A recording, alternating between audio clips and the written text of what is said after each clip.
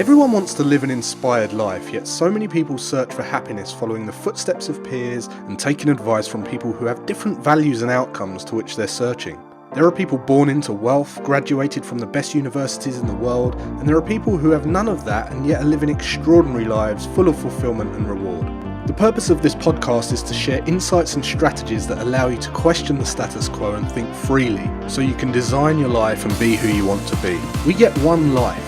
Time is our most valuable asset. I believe that when we're free and able to focus on meaningful work, we become better human beings.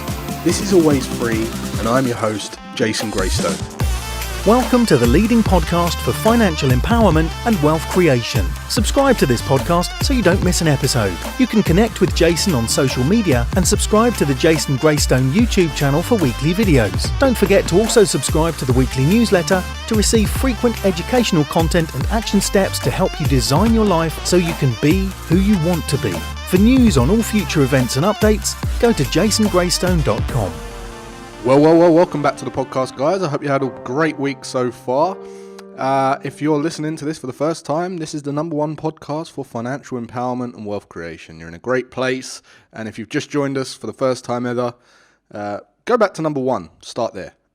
You'll get the most from this then. And if you've been an avid listener and you've been listening to this for, since the beginning of time, or you've just kind of binged the whole lot, please go and share the podcast. If you could just share it with 2 or 3 people per week, that would be absolutely amazing. We'd be able to reach a vast, greater numbers of people if you could just share. If you've got value, don't be selfish. Please just share the podcast and the messages in this podcast. If it's helped you, it's going to help others. So I appreciate you listening and I appreciate you sharing. But what I wanted to talk about this week is really kind of inspired by a couple of things, really. One was David Attenborough. Okay, David Attenborough was, he produced a film which was essentially his witness statement of his life on the planet. And if you haven't watched that, highly recommend you go and watch that. And what I wanted to talk about is the education, because this is a financial empowerment podcast and it's highly educational, and that's what the whole podcast is designed to do, right? And someone made a comment in one of my groups the other day and they said, there's no such thing as rich and poor. It's simply financially educated and financially misinformed. So I wanted to talk about education, okay? Some people say, why educate? Why donate to educational charities even? There's lots of people donating to charities specifically off of the back of the David Attenborough thing. And I want to talk about charities. I want to talk about the problem with some of them and why we donate to education and sustainability. Okay, I was really, really touched by the David Attenborough witness statement, and I decided, my birthday's coming up on the 20th of October. I decided I set up a donation page, and I've decided to donate, every birthday for the rest of my life to the planet. And if you want to buy me a drink, you can donate in the link. But look, this podcast has never been about preaching. It's all about being self-sufficient. It's about being able to challenge what you're told so that you can question the status quo and be who you want to be without ending up resentful or regretful. You think freely so you can make informed decisions. So I want to talk about this. And the first thing to talk about here is charity in general, okay? If you're thinking about giving to a charity, it's wise to make sure that whatever the money is going to is not robbing people of dignity, accountability, responsibility, and productivity, all right? Because if you're robbing people of those things, which many, many charities do, then the very thing that you're giving money to will perpetuate the cause at an exponential expense. Okay, so I'll give you an example. Let's say there's a charity giving food to children in Africa. Okay, well, here's some laws about children to do with one, ecology, and secondly, psychology. So first of all, the lower the species, okay, the lower in the evolutionary chain, right, the polygenetic tree, the lower the species, the higher the reproduction. And the higher the species, the less the reproduction. So that means the more evolved you are as a species, the less you reproduce, okay?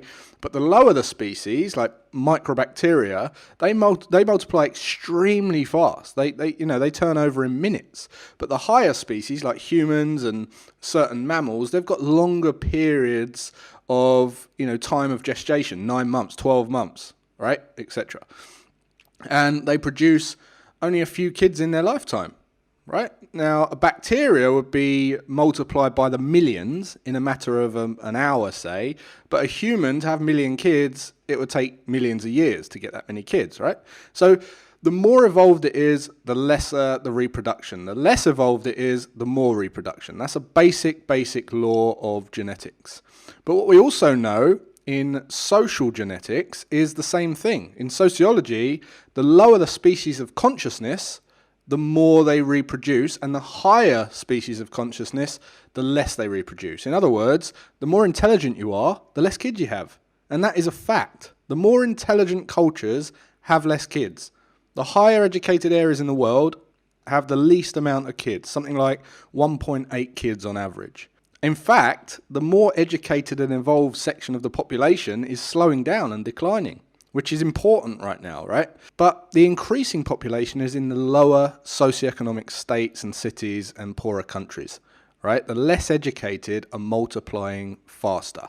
And this has much to do with evolution, right? Breeding and sex is an animal instinct, which means the less evolved you are and living in an animal brain, the more sex you have, the more you're rutting, right?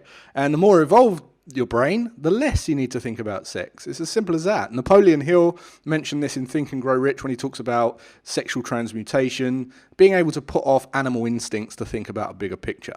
But look, you've got people on the dole here that are reproducing the most, right? They have the least education, and the people that have the most education are reproducing the least. It's as simple as that.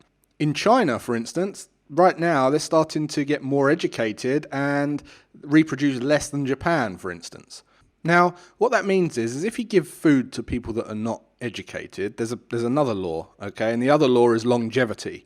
Whatever the longevity is of the species, if you divide it by 3, okay, that's what their reproduction rate is. So if they live to be 60, they'll reproduce at 20. If they live to their 45, they'll reproduce at 15. If they live till 36, they'll reproduce at 12. If they live till 80, they'll reproduce at 26 and a bit, right? Which is roughly where we are today. The average person's reproducing at 26 to 30 years old, and they're living to their 80s or 90s in the more well-developed countries, okay? The underdeveloped countries are living between 30s and 40s, maybe 50s, and they're reproducing in their teens.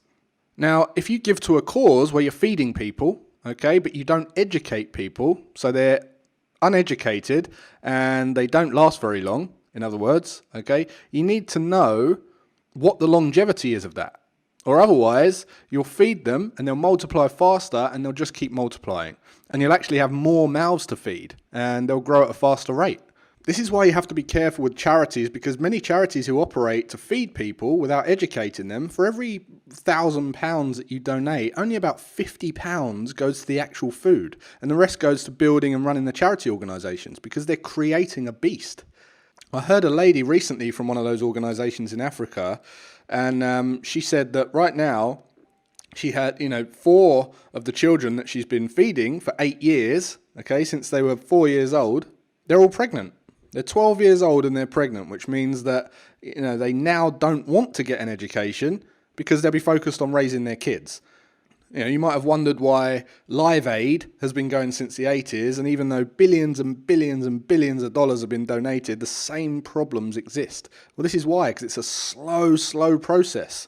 So when I donate to charities for the cause of humanity, okay, I think about organisations that are building a sustainable planet long term, looking out for waste, and more to the point, looking out for education to nip it all in the bud.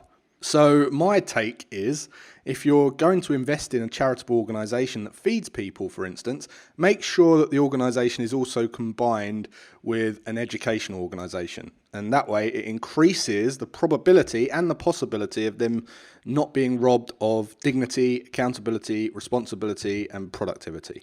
Then they have the chance to grow and be self-sufficient, because anytime you invest in something or someone that stops them from being self-sufficient, you're actually just dissipating your money instead of actually growing a culture. Anytime you hand money to people in a way that they have no incentive to grow, you are actually damaging the planet. Because they'll reproduce at a rate that you just can't keep up with, and then the planet will just go into a state of decline due to all of the lack of biodiversity, which is kind of perpetuated from that. So lots of people are looking at donating to charities, and if you are, then it pays to at least look for charities that are merged with an educational organisation, so that you can make sure that you're producing culture. They have to learn how to be able to sell, to be commercial, to be able to produce a product and learn about sustainability and wealth and well-being. It's not sustainable to just feed them without educating them in a way that they can produce a commodity that can be at least sold locally in their environment. This is why I love teaching. This is why I link my business to the United Nations Global Goal 4. Quality education. Every time we make a penny, we help to educate young kids in lower socioeconomic countries by giving them access to e-learning, which is that's kind of our proactive cause. And then for every program that we sell, we clear 5 kilograms of coastal plastic from the beaches in Indonesia, which is our reactive cause. But it's all for the longevity and sustainability of our planet. We want to build inspiration, not desperation. We want to spend money on inspiration. Okay? It's not sustainable to rescue desperation. It's wise to invest in inspiration, invest in culture, and then when you invest that way, when you invest in inspiration and education, the desperation just goes away. And you'll grow a culture that way. Otherwise, you'll just increase the population of insufficiency. There's many people abusing the dole system here, right? They're not producing more than they cost, and anytime a culture costs more than they produce, the culture declines. It's not rocket science. The greater the population of lower education and being fed, quote unquote, the more that's a declining culture. And then on the flip side, as education and culture grows and they educate themselves, their population slows down in population growth. But if they're not educated, they're going to overpopulate those that are. So as I said at the beginning, this podcast is all about education. It's all about living your best life. Okay, and sustainability, long-term sustainable growth.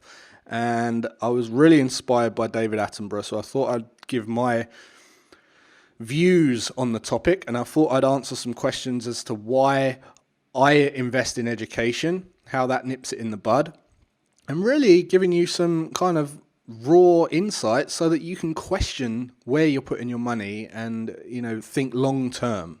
And really what a difference that can make. So I hope you got value from this, guys. Please, if you did get value, I think that everyone needs to hear this. So please share it around. And I just want to let you know that, speaking of charities as well, on the 16th and 17th of October, I'll be speaking at the Traders for a Cause event, which I went to in Las Vegas last year. It's online this year, so look out on my social media channels in the next couple of days for a link so that you can register for that, and I'll see you there. Until next week, guys, have a great rest of your day and weekend, and I'll see you then.